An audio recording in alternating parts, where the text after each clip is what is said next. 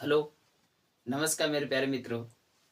जैसे कि मैं आप लोगों को यूपी होमगार्ड के आज हम पाठ 8 पढ़ेंगे। जैसे कि पाठ कितना, पाठ 8 जीके जीएस है। जीके जीएस जित मैं 7 पाठ पढ़ा चुका हूँ। आप लोग को इस क्लास में सिर्फ मैं पहले से बता देता हूँ कि 15 मिनट में आप लोग को 30 क्वेश्चन मिलेंगे और ऐसे वैसे क्वेश्चन नहीं है। नहीं तो आप लोग 7 क्लास देखिए और उसको पढ़कर समझिए कि कैसा क्वेश्चन है। क्वेश्चन जो पेपर में फंसता है कि नहीं फंसता, ऐसे वैसे क्वेश्चन है नहीं भाई। जैसे इस क्लास में भी जो क्वेश्चन लेकर आया हूँ सब पीवाई क्वेश्चन के अपने आप में बादशाह हैं।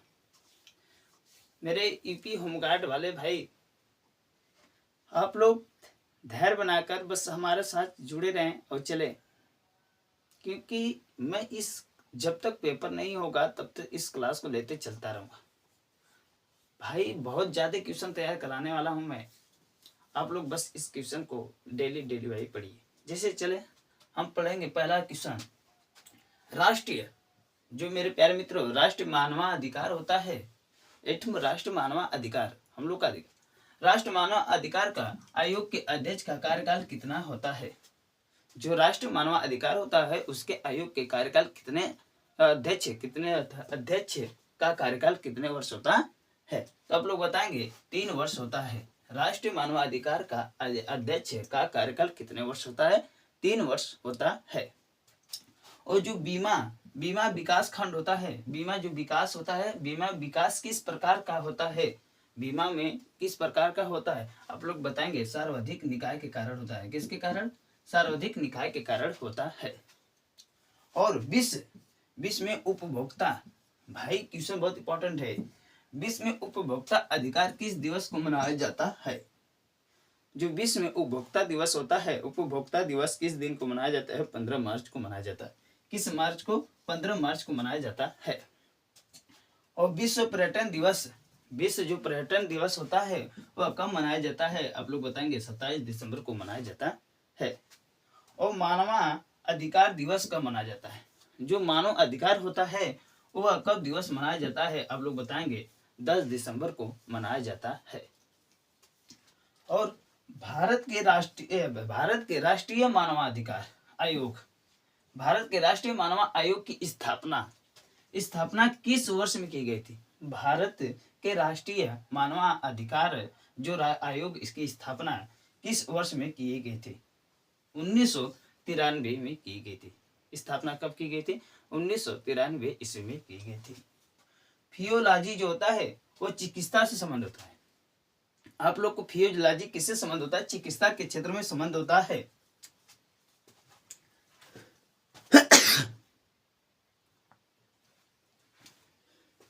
हेलो भाई, ठंडी का मौसम है, सर्दी हो जाती भाई। ठीक, हम पढ़े आए हैं क्या? फियोलॉजी, फियोलॉजी के जो चिकित्सा किस क्षेत्र से दिया जाता है, उसका नोबेल पुरस्कार किस क्षेत्र में दिया जाता है? फियोलॉजी चिकित्सा क्षेत्र है, उस नोबेल पुरस्कार किसे दिया गया? तो आप लोग बताएंगे हर गोविंद खुराना को दिया गया था, जो 1968 में दिया गया था। कब दिया गया था? 1968 में दिया गया था। जैसे कि मेरे प्यारे मित्रों, राष्ट्रीय मानव अधिकार, जो राष्ट्रीय मानव अधिकार के आयोग के अध्यक्ष का कार्यकाल कितने वर्ष होता है? आप लोग बताएंगे 3 वर्ष होता है। और जो बीमा होता है विकास किस प्रकार का होता है? सर्वाधिक निकाय के कारण होता है। और विश्व में उपभोक्ता अधिकार दिवस कब मनाया जाता है? 15 मार्च को मनाया जाता है। और विश्व पर्यटन दिवस कब मनाया जाता है? आप लोग बताएंगे 27 सितंबर को मनाया जाता है। और मानव अधिकार दिवस कब मनाया जाता है? आप लोग बताएंगे 10 दिसंबर को होता है। भारत के राष्ट्रीय मानवाधिकार के आयोग की स्थापना किस वर्ष में की गई थी? 1993 में हुई थी। और फियोलॉजी चिकित्सा के क्षेत्र में नोबेल पुरस्कार किसे दिया गया था? आप लोग बताएंगे हर गोविंद खुराना को दिया गया था, जो 1968 ईस्वी में दिया गया था। कोई क्वेश्चन हो, आप लोग उसको 1 बार 2 बार 3 बार जितनी बार पढ़ेंगे आपको माइंड में सेव होता चला जाएगा भाई। जीके बहुत लोग की कमी है भाई, जीव ऐसे खासे प्रश्न दे चुके हैं। और किसी में मैथ, होमगार्ड में मैथ होता है, रीजनिंग होता है, हर लड़की खुश भी होते। कहते भाई मैं तो पूरा कर लूंगा, एक कर लूंगा। बाकी भाई जीएस में कोई ना तेज होता है ना कोई कमजोर होता है। जो जितना रट जाता है, जितना जो पढ़ जाता है, वो उतना अच्छा खासा स्कोर कर जाता है। भाई मैं मानता हूँ आप लोग को पढ़ने की कला होगी। भाई सही दिशा नहीं पाओगे, आप लोग का सिलेक्शन नहीं हो पाएगा। अच्छे रास्ते से चलना, पहले कदम बढ़ाने से लिए सोचना पड़ता है किस रास्ते से चलूं कि पहुंच जाऊं जल्दी। आप लोग बुक बहुत है, आप लोग पूरी बुक पढ़िए। जब पेपर में जाते हैं तो अच्छा खासा स्कोर नहीं होता है, टेस्ट में जाते हैं तो अच्छा खासा स्कोर नहीं होता है। आप लोग को कैसे पढ़े भाई, जितना पढ़ो, जिसके इसको इतना बार याद करो, याद करने के बाद आप लोग टेस्ट मारिए। जब जितना बार टेस्ट यूज करेंगे उतना बार तुम्हारा इंक्रीज होगा। जो गलत हो उसको दोबारा तिबारा पढ़िए, उसको समझिए, उसके नीचे के एनालिसिस ज़्यादा करने में समय दीजिए। जो 10 टेस्ट आता है उसमें 10 में आधा घंटा लगा दीजिए, तो आप लोग का नंबर जरूर स्कोर इंक्रीज करेगा भाई। ठीक, चलिए इसके आगे प्रश्न लेके चलेंगे, नोट कीजिए।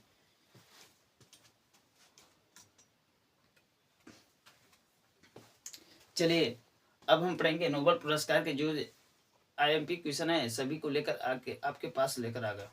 जैसे कि इनका नाम रहेगा, किस वर्ग के से कार्य करते थे और किस वर्ष में थे। ये सब तीनों देखिए। जो रविंद्रनाथ टैगोर जी थे, रविन्द्रनाथ जी टैगोर थे, किससे संबंध थे? साहित्य के वर्ग से संबंध थे, जो 1913 में दिया गया था। और सीवी रमन, यह भौतिक के क्षेत्र से संबंध थे। सीवी रमन किस भौतिक क्षेत्र से दिए थे? 1930 ईस्वी में हुआ था। और हरगोविंद खुराना किससे संबंध थे? दवा से। मैं पढ़ाया ना, चिकित्सा से संबंध, चिकित्सा से संबंध करने वाले पुरस्कार, नोबेल पुरस्कार किससे दिया गया था? अब उसमें लिखा गया था क्या? हरगोविंद खुराना। इसलिए हरगोविंद खुराना किससे संबंध है, किस वर्ग से संबंध है? तो आप लोग बताएंगे दवा से। और 1968 में और मदर टेरेसा जो होते हैं किस वर्ग से संबंध थे? साहित्य के क्षेत्र से संबंध थे। और जो 1979 ईस्वी में दिया गया था, 69 ईस्वी में दिया गया था। कैलाश सत्यार्थी थे, किससे संबंध थे? वो शांति से संबंध थे, जो सन 2014 में इनको दिया गया था। अब जैसे कि मैं पहला इसमें से ही प्रश्न बना चुका हूँ, ऐसे प्रश्न पूछेंगे। साहित्य में नोबेल पुरस्कार, साहित्य में नोबेल पुरस्कार पाने वाले, साहित्य में नोबेल पुरस्कार पाने वाले पहले भारतीय नागरिक कौन थे?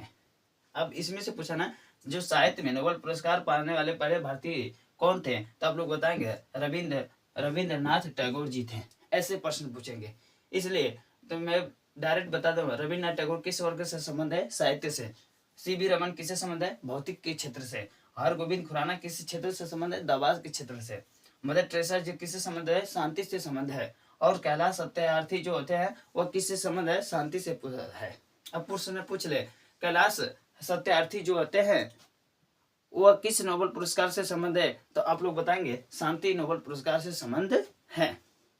ऐसे ऐसे प्रश्न हैं जो आप लोग को, इसके साथ वर्ष भी दिया गया है। ये जितना आप लोग नोट कीजिए आपको के लिए फायदा होंगे। इसमें भाई आप लोग को जो भी क्वेश्चन मिलेगा सब पीवाई क्वेश्चन के आधार पर ही मिलेगा। जिस दिन होमगार्ड में हमारा क्वेश्चन फंसेगा तो आप लोग को लाइव आकर मैं क्वेश्चन बताऊंगा, खुद दिखाऊंगा। भाई देख लो ये मेरा क्वेश्चन फंसा है। जो छूट जाएगा रास्ते में तो छोड़ दो। जिस दिन हमारा पेपर में क्वेश्चन फंस जाएगा तो उस दिन आप लोग खुद विश्वास कर लेंगे। यस आर सस्ना स्टडी चैनल क्वेश्चन लेकर बहुत बेस्ट आता है भाई। कमी नहीं होगी हमारे तरफ से, थोड़ा भी कमी नहीं करेंगे। ठीक,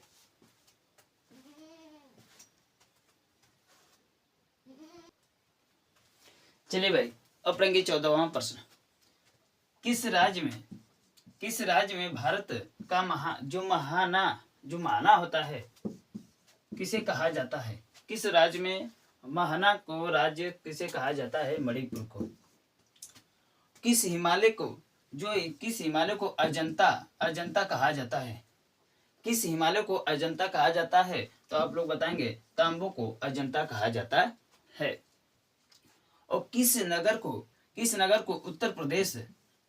उत्तर प्रदेश का द्वार कहा जाता है? द्वार कहा जाता है, आप लोग बताएंगे। गाजियाबाद को उत्तर प्रदेश का द्वार कहा जाता है।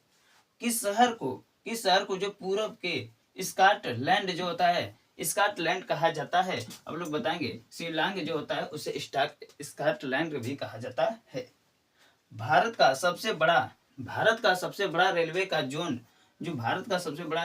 कौन सा राज्य में होता है? अब लोग बताएंगे उत्तर प्रदेश के राज्य में होता है। किस राज्य में होता है भाई? उत्तर प्रदेश के राज्य में होता है।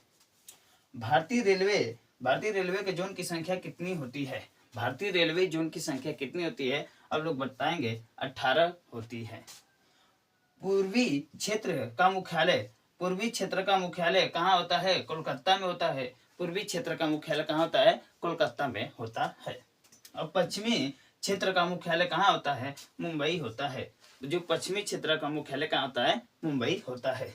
दक्षिणी क्षेत्र का मुख्यालय कहाँ होता है? चेन्नई में होता है। जो दक्षिणी क्षेत्र होता है उसका मुख्यालय कहाँ होता है? चेन्नई में होता है। मैंने क्या बताया पहला? किस राज्य में भारत का महाना किसे कहा जाता है? जो भाई महाना होता है, बाकी से राज्य में के क्षेत्र महाना किसे कहा जाता है? मणिपुर को कहना है। क्योंकि भाई आप लोग को ज्यादा से ज्यादा ऐसे क्वेश्चन कैसे याद किया जाता है? जैसे कि भारत के किस राज्य में, इसको पकड़ लीजिए, माना और मणिपुर को पकड़ लीजिए, याद हो जाए। माना और मणिपुर से संबंध हो जाता है, राज्य का होता है। और किस हिमालय में अजंता किस हिमालय को याद कीजिए, अजंता को याद करिए और तांबू को याद करेंगे। ऐसे क्वेश्चन निकाल कर याद किया जाता है। और किस नगर में उत्तर प्रदेश द्वार किसे कहा जाता है? गाजियाबाद को कहा जाता है। सिर्फ इसमें 3 प्रश्न लेकर हम याद किए। और किस शहर में पूर्वी स्कॉटलैंड जो होता है, पूर्वी स्कॉटलैंड और उसे कहाँ से संबंधित है? किस राज्य में है? शिलांग में है। ऐसे याद कीजिए। भारत में सबसे बड़ा रेलवे पकड़िए जोन, बड़ा रेलवे जोन किस राज्य में है? तो आप लोग बताएंगे उत्तर प्रदेश के राज्य में है। भारतीय रेलवे जोन की संख्या कितनी होती है? 18। भारतीय रेलवे जोन की संख्या कितनी होती है? 18। पूर्वी क्षेत्र, ये पकड़िए, पूर्वी क्षेत्र का मुख्यालय कहाँ है? कोलकाता। और पश्चिमी क्षेत्र याद कीजिए, मुख्यालय मुंबई। और दक्षिणी क्षेत्र का मुख्यालय कहाँ है? चेन्नई। ऐसे क्वेश्चन याद कीजिए। ये नहीं कि पूरा याद किया जाता है। भारत के किस राज्य में महाना कहा जाता है, किसे कहा जाता है? तो आप लोग कहेंगे मणिपुर को। ऐसे कंप्लीट याद नहीं किया जाता है। शॉर्ट ऐसे क्वेश्चन निकाल के याद करने से हम लोग को जल्दी इंक्रीज होता जाता है और माइंड में हमेशा सेव रहता है। छोटी पॉइंट, इसको हेडलाइन कर लीजिए, इसको हेडलाइन कीजिए। जो कलर वाला पेज होता है ऐसे कलर कीजिए लीजिए। जैसे एक कलर वाला पेज है, यहाँ पर कलर कीजिए, यहाँ पर कलर कीजिए। यहाँ पर कलर करेंगे तो माइंड को सेव होगा। ठीक है ना भाई? ठीक है।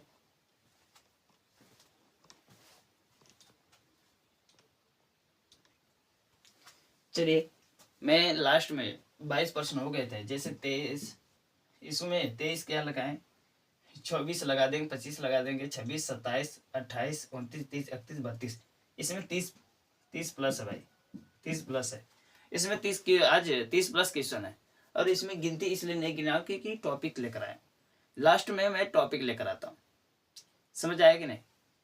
ऐसे चैप्टर भी पूरा होता चलता है और क्वेश्चन मिक्स भी चलता रहता है। जैसे मैंने बौद्ध धर्म पढ़ा दिए, उसके सिंधु घाटी सभ्यता पढ़ा दिए, वैदिक सभ्यता पढ़ा दिए, और इतिहास के शुरुआती जो होता है पाषाण काल, मध्यकाल, आधुनिक काल, ये सब काल पढ़ा दिए हैं। ऋग्वेद, सामवेद, अर्थवेद, यजुर्वेद सब पढ़ा दिए हैं। आप लोग को जैसे क्लास पूरी हो रही है वैसे से एक चैप्टर भी आगे बढ़ रहा है भाई। चैप्टर के साथ भी चलता रहूंगा क्योंकि आप लोग को किसी और से कमी ना हो। ठीक, जैसे कि आज पढ़ेंगे इस्लाम धर्म। इस्लाम धर्म के संस्थापक कौन है? ईसा मसीह। इस्लाम धर्म के संस्थापक कौन थे? ईसा मसीह को कहा जाता है। इस्लाम धर्म को संस्थापक किसे कहा जाता है? ईसा मसीह को कहा जाता है। और यह इन्हें यीशु के नाम से जाना जाता है। इस्लाम धर्म के को किस नाम से जाना जाता है? तो आप लोग बताएंगे यीशु के धर्म के नाम से जाना जाता है। और इनका ग्रंथ बाइबल है। इस्लाम धर्म का ग्रंथ क्या है? इस्लाम धर्म का ग्रंथ क्या है? आप लोग बताएंगे बाइबल है। और ईसा मसीह का जन्म कब हुआ था? ईसा मसीह का जन्म कब हुआ था? क्रिसमस डे के रूप में मनाया जाता है। ईसा मसीह का जन्म किस रूप में मनाया जाता है? ऐसे प्रश्न पूछेंगे, आप लोग बताएंगे क्रिसमस डे के रूप में मनाया जाता है। और इस्लाम धर्म आज पढ़े, अब दूसरा पढ़ेंगे इस्लाम धर्म। ईसा धर्म, इस्लाम धर्म। इस्लाम धर्म के संस्थापक किसे कहा जाता है? हजरत मोहम्मद साहब को कहा जाता है। हजरत मोहम्मद साहब को कहा जाता है। और इनका जन्म, इस्लाम धर्म का जन्म कब हुआ था? 570 ईस्वी में हुआ था। इस्लाम धर्म का जन्म 570 ईस्वी में हुआ था। और इस्लाम धर्म के पिता का क्या नाम था? अब्दुल्ला था। इस्लाम धर्म के पिता का क्या नाम था? अब्दुल्ला था। और इनके माता का क्या नाम था? अमीना था। इनके माता का क्या नाम था? अमीना था। और इस्लाम धर्म का किस ग्रंथ से कहा जाता है? कुरान को कहा जाता है। ईसा मसीह का जन्म कब हुआ था? क्रिसमस डे को मनाया जाता है। ईसा मसीह का ग्रंथ कौन है? बाइबल है। अब इस्लाम धर्म के ग्रंथ किसे कहा जाता है? कुरान को कहा जाता है। जो कुरान में पढ़ा जाता है वह इस्लाम धर्म में पढ़ा जाता है। और बाइबल ग्रंथ किस में पढ़ा जाता है? ईसा मसीह में पढ़ा जाता है। ठीक ना भाई? आप लोग को कंसेप्ट, जैसे मैंने आप लोग से पूछा ऋग्वेद में क्या होता है, सामवेद में क्या होता है। सामवेद में संगीत की जानकारी मिली थी। ऋग्वेद में जो रचनाएं हैं कितने, एक सूक्त कितने हैं? 1228। 10 मंत्र हैं, 1462 रचनाएं हैं। जैसे कि भाई यजुर्वेद में, अथर्ववेद में जिसमें जादू टोना पाया जाता है उसे अथर्ववेद कहा जाता है। जब तक आप लोग याद नहीं करोगे तो कैसे होगा? ठीक ना भाई? क्योंकि मैं क्वेश्चन के साथ साथ टॉपिक भी पूरा कराते चल रहा हूँ। ठीक भाई, मैं आज यहीं पर क्लास को समाप्त करता हूँ। भाई यस आर संस्कार स्टडी चैनल मैं शुरू से अभी तक पढ़ाया नहीं बोला था, अब बोल रहा हूँ। यस आर संस्कार स्टडी के चैनल को आप लोग लाइक कीजिए और सब्सक्राइबर कीजिए। आप लोग शेयर भी कीजिए भाई, क्योंकि मैं जब तक पढ़ाता हूँ तो ये बीच में नहीं बोलता हूँ मेरे चैनल को भाई लाइक कीजिए, सब्सक्राइबर कीजिए। क्योंकि मैं पढ़ाने आता हूँ तो बस पढ़ाने के बारे में ही सोचता हूँ, उसके अनाथा किसी के बारे में ही सोचता ही नहीं। मैं सोचता हूँ कि कितना इस पर बेहतर क्वेश्चन दिया जाए, आप लोग को कितना फायदा हो, क्योंकि आप लोग को फायदा होगा तो हमारा भी फायदा होगा। भाई आप लोग देखना पसंद करेंगे तो हम पढ़ाना बहुत पसंद करेंगे। और जब क्वेश्चन फंस जाएगा तो मैं तो बहुत खुश उस दिन होऊंगा, क्योंकि मेरा पढ़ाया हुआ क्वेश्चन फंसा है। ठीक भाई, बार बार बोलने से कुछ नहीं होता। जब आपको ये पढ़ाना पसंद आ जाएगा, अच्छे क्वेश्चन दिखने को मिलेगा। भाई मेरे कैमरे अच्छे नहीं हैं, बात समझना, मैं मोबाइल से ही पढ़ाता हूँ। क्यों? आप लोग के क्वेश्चन दिख रहा है अच्छा, बस यही मायने रखना चाहिए। मैं कैसे दिखूं कैसे ना दिखूं ये आप लोग को ध्यान नहीं देना है, क्वेश्चन देखना है। क्वेश्चन क्या है? क्वेश्चन भाई मैं वहाँ नहीं दिखूंगा, पेपर में प्रश्न दिखेंगे, मैं नहीं देखूंगा। चलिए चलते हैं सफर में, मंजिल मिलेगी भाई, बस कदम बढ़ाते चलिए। मैंने तो बुद्ध जी जो बौद्ध धर्म पढ़ाए, जो बुद्ध भगवान है, वो कहे हैं आप लोग बस 4 कदम देखा करें, उसके आगे आप बढ़ेंगे तो 100 कदम देख लेंगे। तो इसलिए मैं कहता हूँ जितना मैं क्वेश्चन पढ़ा रहा हूँ आप लोग इस कदम को बढ़िया से देखिए, समझिए। इसके बाद और पढ़ोगे तो 4 कदम और देख लीजिए। या भगवान बुद्ध जी कहते हैं आप लोग बस 4 कदम देखा करें। जब 4 कदम पूरा करेंगे तो ऐसे ही 4 कदम आगे दिख लेंगे, फिर 4 कदम पूरा करेंगे, फिर 4 कदम आगे और देख लेंगे, तो ऐसे ऐसे मंजिल पर पहुंच जाते हैं। नमो तस्सतो भगवतो अरहतो सम्मा सम्बुद्धस्य बुद्धं शरणं गच्छामि, यह उनके मंत्र हैं। और मेरे भाई आप लोग बेहतर से और ढंग से अच्छे से इस क्वेश्चन को तैयार कीजिए। यूपी होमगार्ड में इस बार सिलेक्शन लेना है तो यस आस संस्कार स्टडी के चैनल से जुड़ना ही होगा। ठीक भाई, चलते हैं, अब समय लेट हो रहा है। ठीक, अब लोग